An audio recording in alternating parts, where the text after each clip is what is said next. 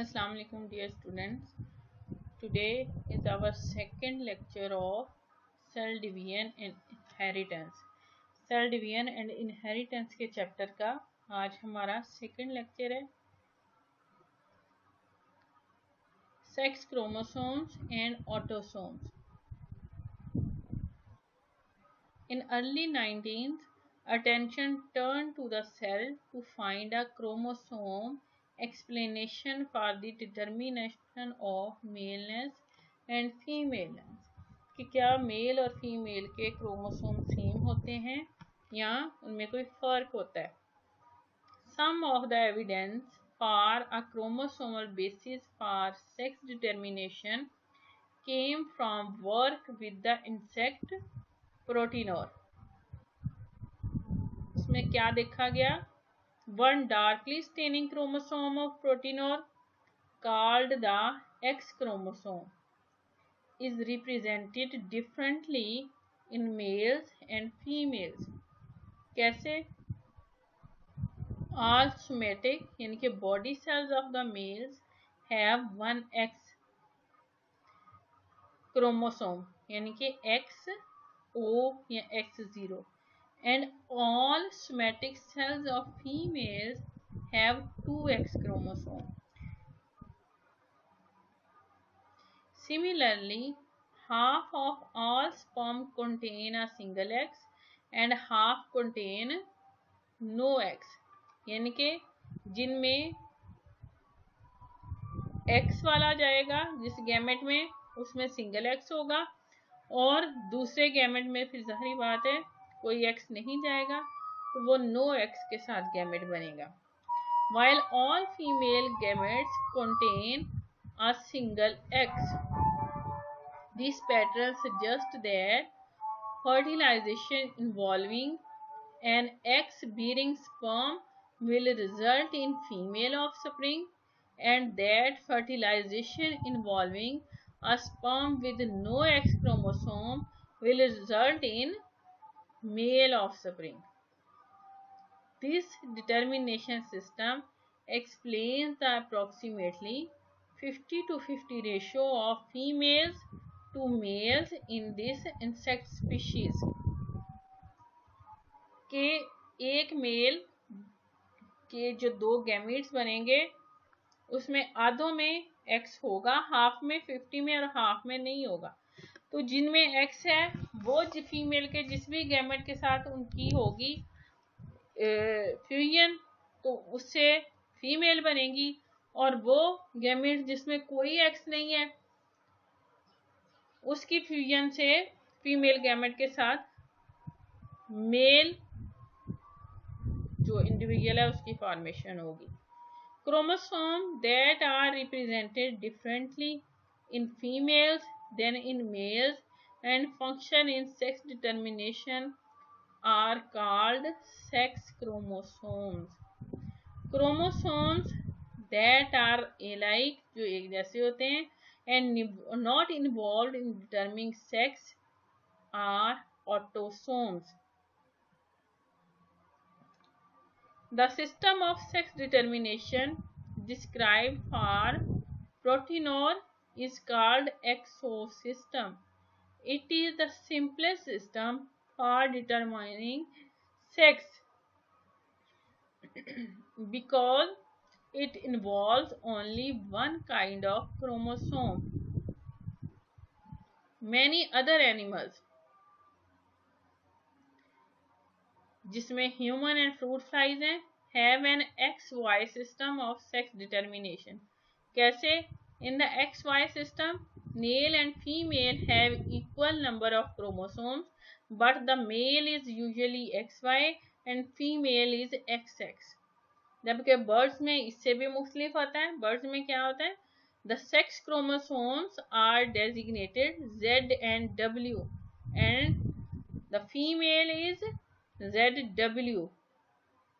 This mode of sex determination also results in approximately equal number of male and female offspring.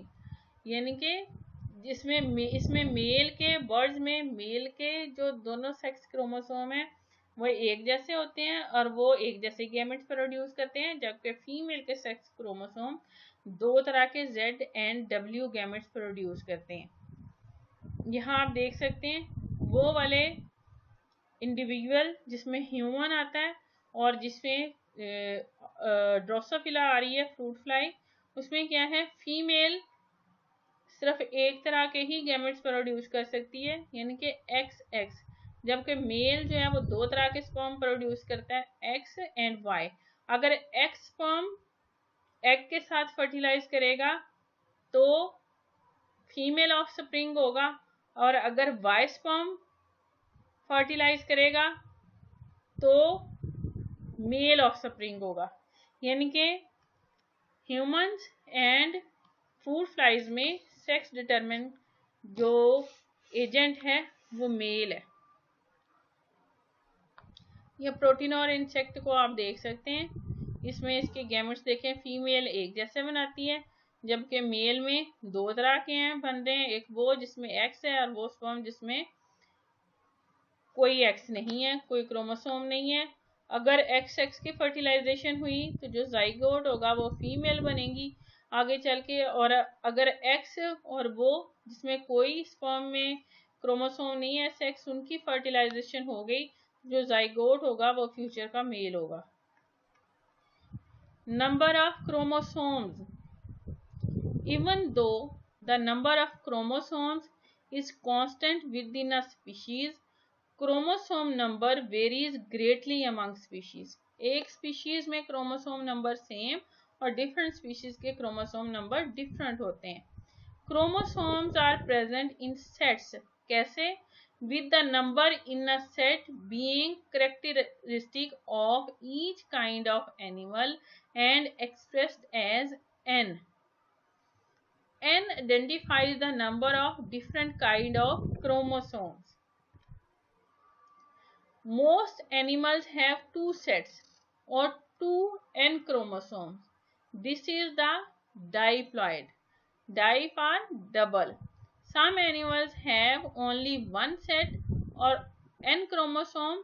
These are called haploid. जिनके single set होता है उनमें, इसमें जो mail honey bee है या सम rotifers हैं वो हैप्लॉइड होते हैं। मेल हनी बी यानी कि drones.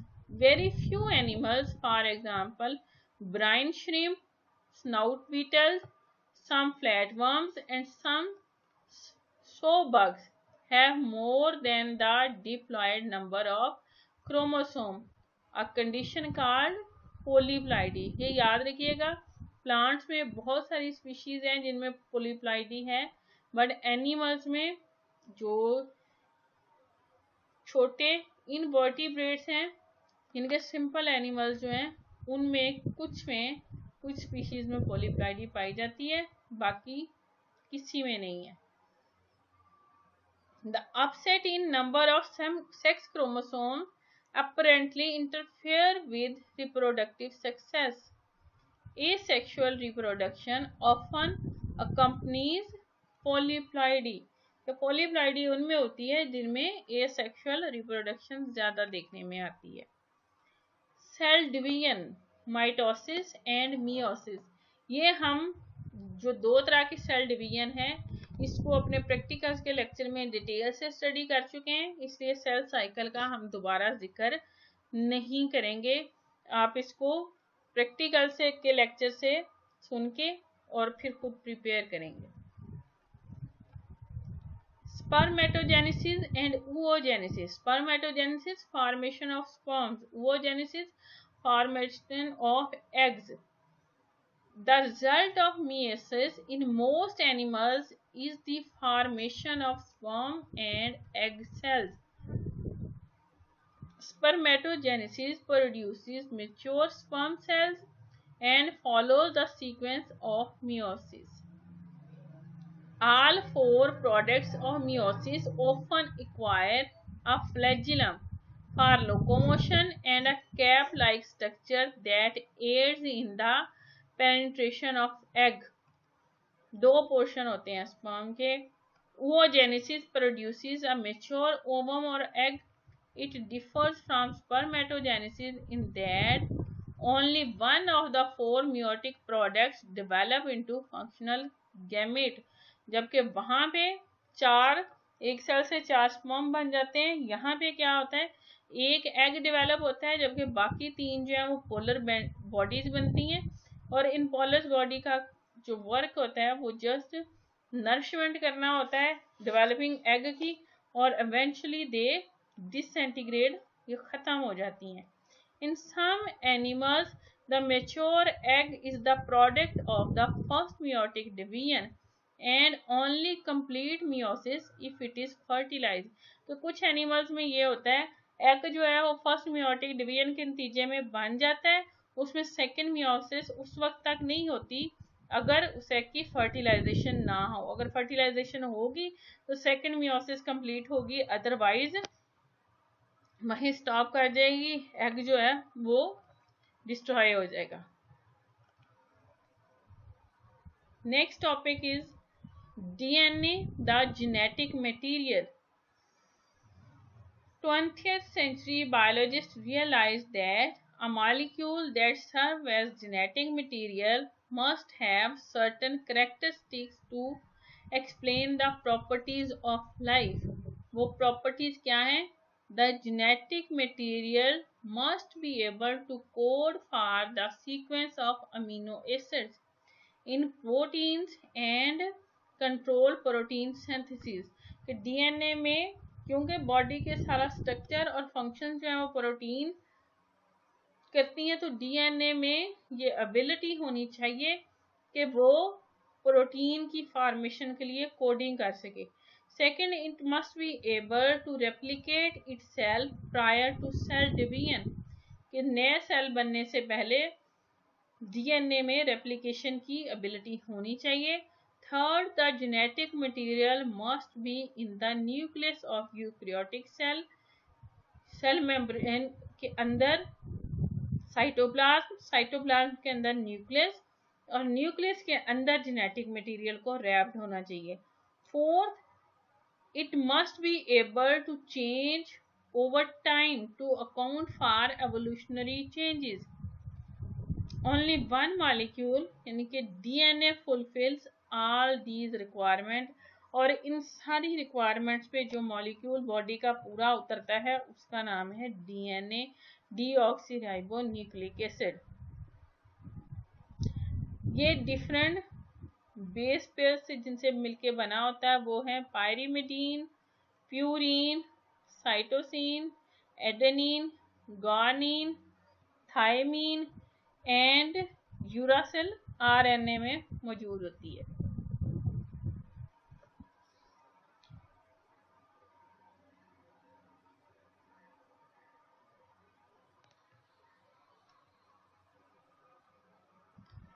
Purine double ring structure जिसमें आ जाती हैं adenine, guanine. Pyrimidine single ring structure जिसमें आती है साइटोसिन, यूरासिल, थायमीन। ये नाइट्रोजनस बेसिस है। Deoxyribonucleic acid monophosphate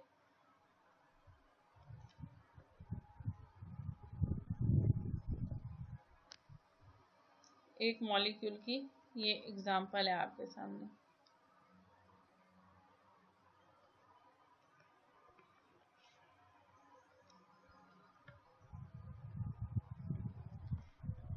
The structure of DNA, double helix model. Two kind of molecules participate in protein synthesis. Both are based on similar building blocks. अब वो क्या क्या हैं? वो है, एक है DNA और दूसरा है RNA. The study of how information stored in DNA codes for RNA and protein is called molecular genetics, और ये बात हम molecular genetics की कल भी कर चुके हैं।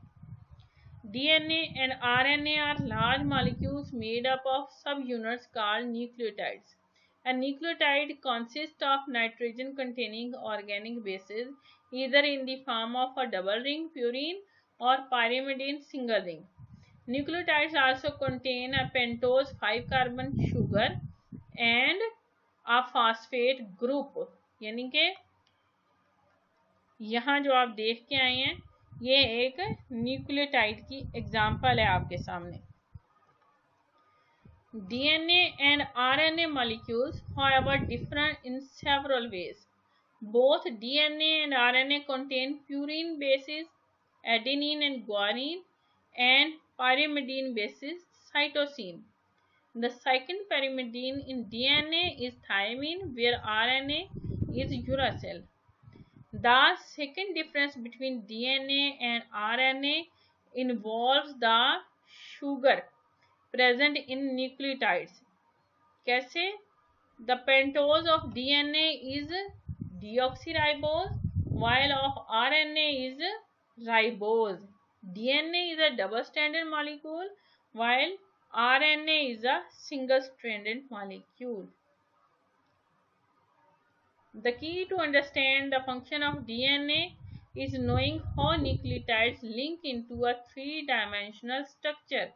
DNA molecule is a ladder-like with the rails of ladder consisting of alternating sugar phosphate groups.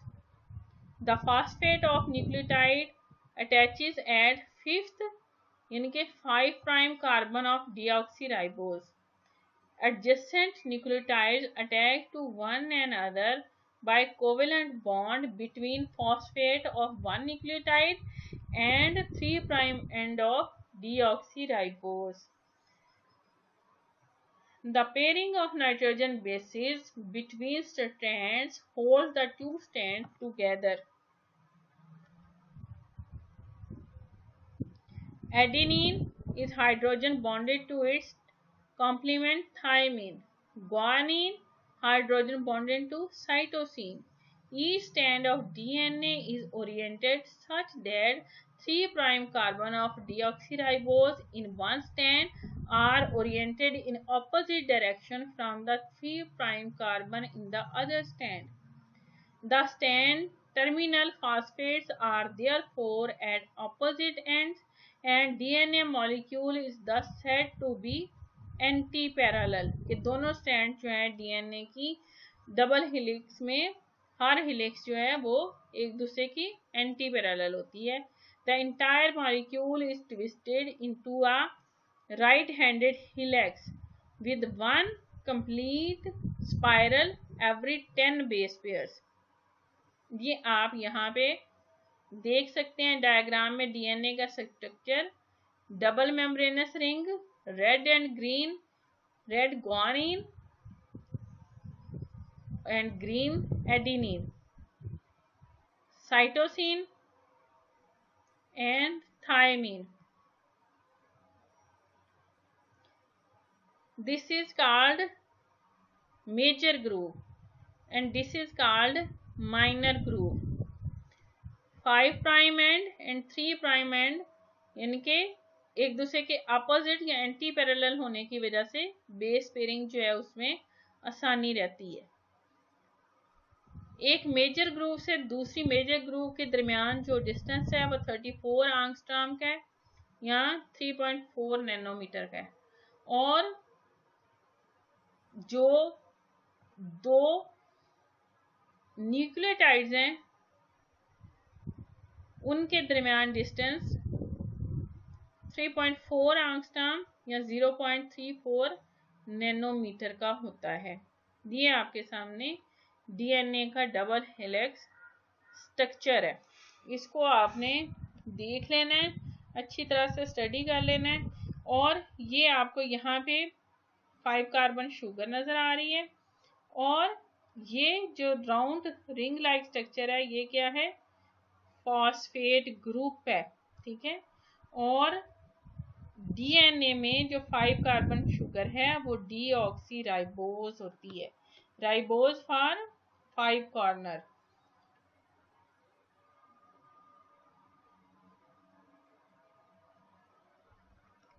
जो दो कंसेक्टिव टर्न्स होती हैं उनके दरमियान डिस्टेंस जो है वो 2 नैनोमीटर या 20 एंगस्ट्रॉम का है एक डीएनए के मॉलिक्यूल में।